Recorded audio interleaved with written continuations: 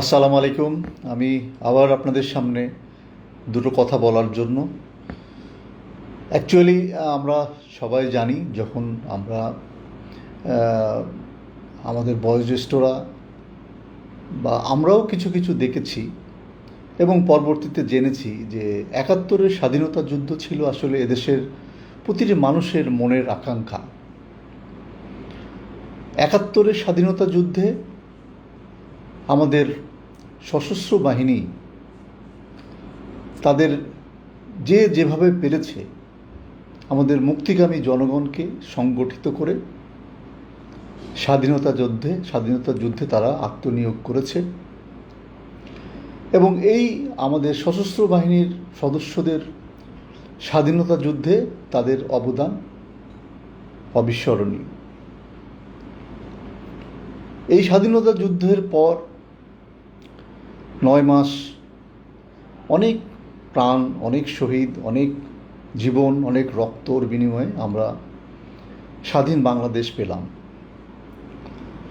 কিন্তু স্বাধীন বাংলাদেশ স্বাধীনতার পরে কয়েকটা বছর কি দুঃসহ যন্ত্রণার ভিতরে এদেশের মানুষ কাটিয়েছে, সেটা ভাষায় বর্ণনা করা যাবে না।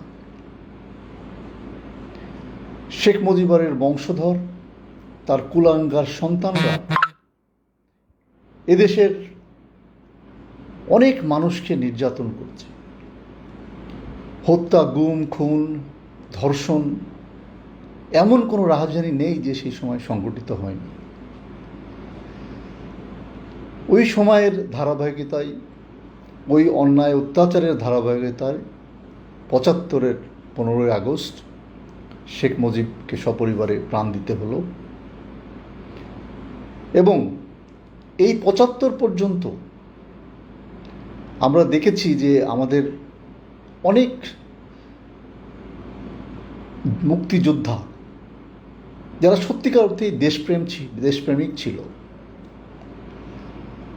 সেখানে মেজর জলিলের নাম উল্লেখ করতে হয়, সিরাজ শিকদারের নাম উল্লেখ করতে হয়, যারা সত্যিকার অর্থেই দেশপ্রেমিক ছিল। কিন্তু সেই সময় লাল বাহিনী গঠন হয়েছে ঠিকই, কিন্তু সেটা কী জন্য গঠিত হয়েছে? এই রক্ষী বাহিনী আর মুজিব বাহিনীর যন্ত্রণা, ধরে নিয়ে গিয়ে গুম করে ফেলা, ধরে নিয়ে গিয়ে মেরে তাদেরকে ড্রেনের ভিতর দিয়ে চালান করে দেওয়া, যেটা গত ১৫ বছরে আমরা আবার দেখেছি। তো ওই ৭১ থেকে স্বাধীনতা যুদ্ধের পরে নব্য স্বাধীন দেশ আর এক স্বৈর শাসকের খপ্পরে পড়ে সপরিবারে দেশটাকে নির্যাতন করতে থাকে। আমাদের সেই সময়ের অকৃতভয় একজন সৈনিক মাওলানা ভাসানী, উনি ছিলেন যোগ্য দেশপ্রেমিক, কিন্তু ওনাকেও আমরা সেভাবে সম্মান দিতে পারিনি। সিরাজ শিকদারকে এবং মেজর জলিলকেও তাদেরকে আমরা সম্মান দিতে পারিনি। ৭৫ পর্যন্ত যে নির্যাতন হয়েছিল, সেই নির্যাতনের ধারাবাহিকতায় আবার গত ১৫ বছর বাংলাদেশে একই কায়দায় হত্যা, খুন, নির্যাতন, যেভাবে মানুষকে ধরে নিয়ে গিয়ে গুম করে ফেলা হয়, যেভাবে আয়নাঘরে মানুষকে দিনের পর দিন, বছরের পর বছর বন্দি করে রাখা হয়, এটা কোনো সভ্য দেশে সভ্য মানুষের কাজ না। অথচ এই ট্রেনিংই কিন্তু তারা ওই পরিবার থেকে প্রাপ্ত হয়েছে। হিটলার একবার বলেছিল যে আমি এই ইহুদিদেরকে মারার পিছনে যে কারণ আছে, বিশ্ব একদিন বুঝবে। বিশ্ব এখন কিন্তু ঠিকই বুঝছে এই ইহুদিবাদ কি, এই ইসরায়েল কি, সেটা এই বিশ্ব এখন হাড়ে হাড়ে বুঝছে। তাই আমাদের দেশে যখন স্বৈরচারী একটি পরিবার নির্বংশ হচ্ছিল, তার রেসিডিউ রয়ে গেছে এবং গত 15 বছর আমরা তার স্বৈর শাসক, তার নির্যাতন, তার ফ্যাসিজম আমরা দাঁতে দাঁত কামড়ে আমরা সহ্য করেছি। 5ই আগস্টে স্বৈরাচার উৎখাতের ভিতর দিয়ে এই দেশ আবার একটু নতুন করে জাগ্রত হওয়ার চেষ্টা করছে, কিন্তু আবারও সেই প্রেতাত্মারা, স্বৈর শাসকের প্রেতাত্মারা, তারা গোপনে অন্ধকারে এদেশের বিভিন্ন ধরনের ক্ষতি করার চেষ্টা করে যাচ্ছে। আমাদের দেশপ্রেমিক এই উপদেষ্টা মণ্ডলী অক্লান্ত পরিশ্রম করছে। হাজার হাজার শহীদের রক্তে, ছাত্র জনতার রক্তে এদেশ যখন স্বৈরাচার মুক্ত হয়েছে, এদেশ যখন একটা গণতান্ত্রিক পদ্ধতি নেওয়ার জন্য প্রচেষ্টা চালানো হচ্ছে, পার্শ্ববর্তী দেশ থেকে সেই স্বৈরাচারী জুলুমবাজ আবার কিন্তু কলকটি নাড়ার চেষ্টা করছে। আর তাদের প্রেতাত্মারা যারা এখনও আমাদের এই ভিতরে অন্ধকারে ঘাপটি মেরে আছে, তারা কিন্তু সুযোগ পেলেই যেখানে সেখানে কামড় বসানোর চেষ্টা করছে। আজকে হিল ট্র্যাক্সে আন্দোলন হচ্ছে, হিল ট্র্যাক্সে মারামারি হচ্ছে, প্রাণ যাচ্ছে। ইউনিভার্সিটিতে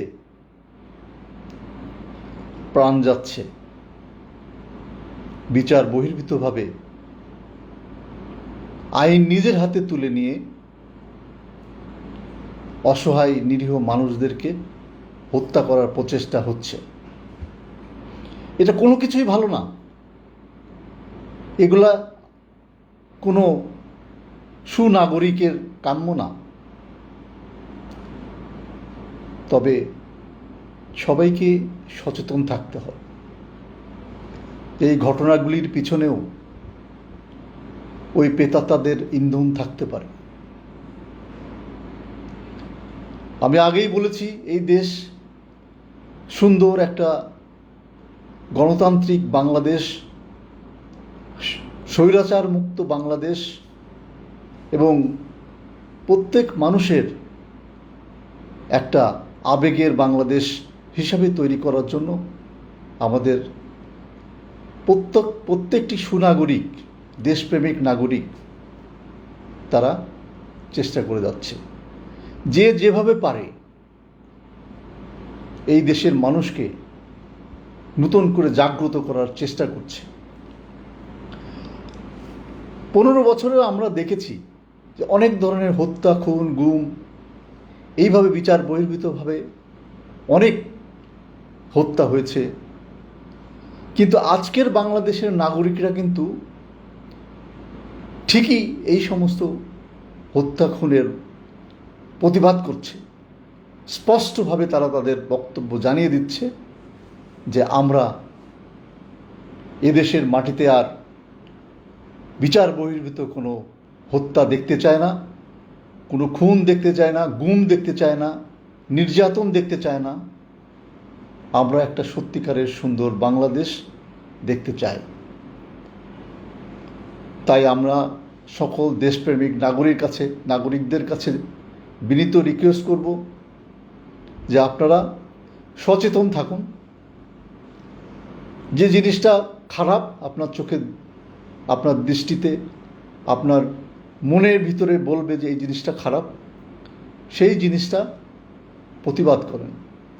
সেই জিনিসটা যাতে আমাদের বাংলাদেশে সংগঠিত না হয়, আমাদের বাংলাদেশের জন্য কোনো সময় কোনো রকমের দুর্নীতি আবার নতুন করে জেগে বসতে না পারে, তার জন্য প্রত্যেককে সজাগ থাকতে হবে এবং সোচ্চার থাকতে হবে। এ না হলে এই দেশকে সুন্দর একটা বাংলাদেশ হিসাবে গড়ে তোলা সম্ভব না। গত 15 বছরে আমাদের অধিকাংশেরই নৈতিক চরিত্রের ব্যাপক ক্ষতি হয়েছে। আমাদের নৈতিক চরিত্রগুলো আবার নতুন করে রিভিল করতে হবে। আমাদের নৈতিক চরিত্রটাকে সবার আগে ঠিক করতে হবে প্রত্যেকটি নাগরিকের, যার জন্য আমরা সাদাকে সাদা কালোকে কালো বলতে পারি, ভালো মন্দের বিচার বিশ্লেষণ করে সঠিকটা আমরা গ্রহণ করতে পারি। আমাদের দেশের এখন এটাই সবচেয়ে বড় প্রয়োজন। আমাদের ব্যক্তিগতভাবে আমরা নিজেদেরকে অবশ্যই সংশোধন করতে হবে। এখনও কিন্তু আমাদের দেশের বিভিন্ন প্রতিষ্ঠানে, বিভিন্ন জায়গায়, বিভিন্ন অর্গানাইজেশনে ঘুষ দুর্নীতি এখনও রয়ে গেছে, এখনও চলমান আছে। এটা অবশ্যই আমাদের পরিহার করতে হবে। যে কোনো মূল্যে হোক আমাদের এই ঘুষ দুর্নীতি আমাদের সমস্ত সংস্থা থেকে সবার মনের ভিতর থেকে আমরা এই ঘুষ দুর্নীতিকে আমাদের অবশ্যই পরিহার করতে হবে। এবং এই ঘুষ দুর্নীতির সঙ্গে সংশ্লিষ্ট যারা আছে তাদেরকেও এ থেকে পরিহার করার জন্য যে যেখান থেকে আমরা পারি তাদেরকে আমাদের বলতে হবে। প্রয়োজনে সেটা আইনগত ব্যবস্থা নিতে হবে, প্রশাসনিক ব্যবস্থা নিতে হবে।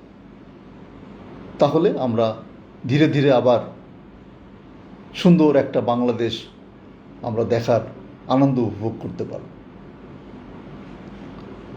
তো সবাইকে আজকে এটুকুই বলতে চাচ্ছি যে অনেক কষ্টকর সময় আমরা পার করছি, অনেক ধরনের সমস্যা সংকুল সময় আমরা পার করছি, কিন্তু আমাদের সামনে আমাদের অত্যন্ত একজন পছন্দের মানুষ, অত্যন্ত যোগ্য একজন দেশপ্রেমিক মানুষ আজকে বাংলাদেশের হাল ধরেছে, ডক্টর ইউনূস এবং তার উপদেষ্টা মণ্ডলী। আসেন আমরা সবাই ওনাদেরকে সহযোগিতা করি এবং প্রতিটি মানুষ আমরা কাঁধে কাঁধ মিলিয়ে বাংলাদেশ গড়ার জন্য আমরা প্রতিজ্ঞাবদ্ধ হই এবং আমরা সবাই যেন চেষ্টা করি যে ফ্যাসিজম ছিল, যে স্বৈরাচার ছিল, সেই স্বৈরাচারের জন্য আবার কোনোভাবেই আমাদের বাংলাদেশে স্থান না পাই এবং সত্যিকার অর্থেই আমরা একটা সুন্দর বাংলাদেশ যেন আমরা পাই, সেই লক্ষ্যে সবাই আমরা কাজ করি।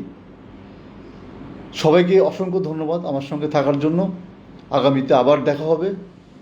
আসসালামু আলাইকুম ওয়া রাহমাতুল্লাহি ওয়া বারাকাতুহু।